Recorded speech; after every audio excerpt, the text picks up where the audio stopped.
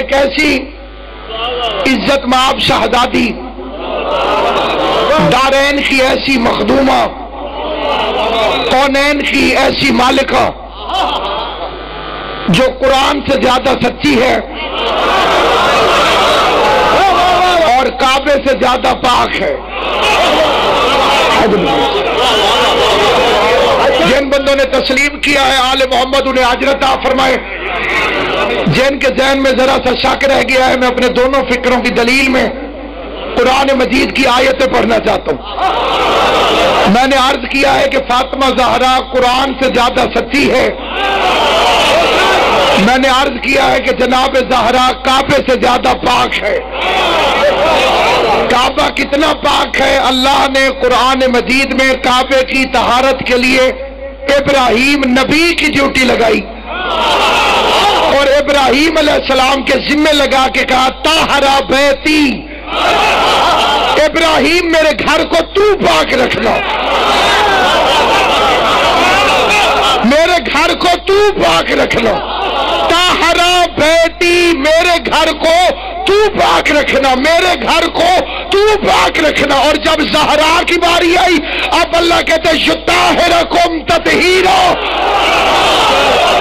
زہرا تجھے میں اللہ پاک رکھوں گا۔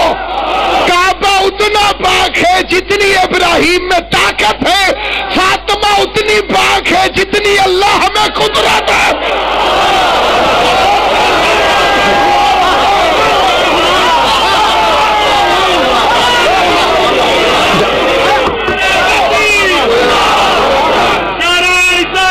یا رسول اللہ،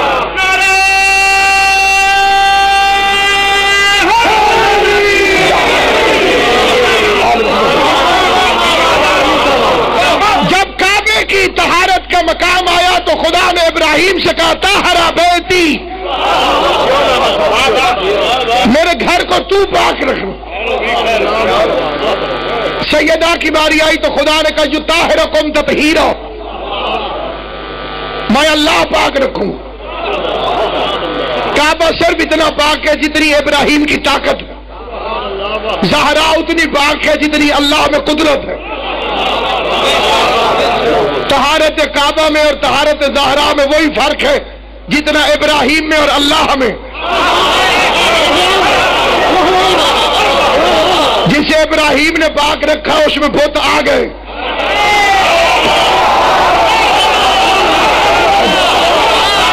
اور بت ہوتے ہیں نجس، حالانکہ یہ کسی کو کچھ کہتے نہیں،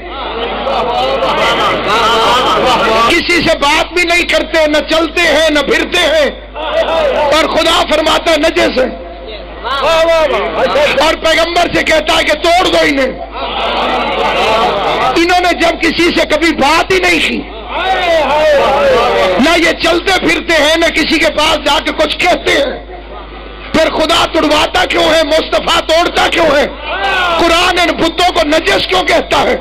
ان کا جرم یہ ہے کہ وہاں بیٹھ جاتے ہیں جہاں کے لائق نہیں ہوتے۔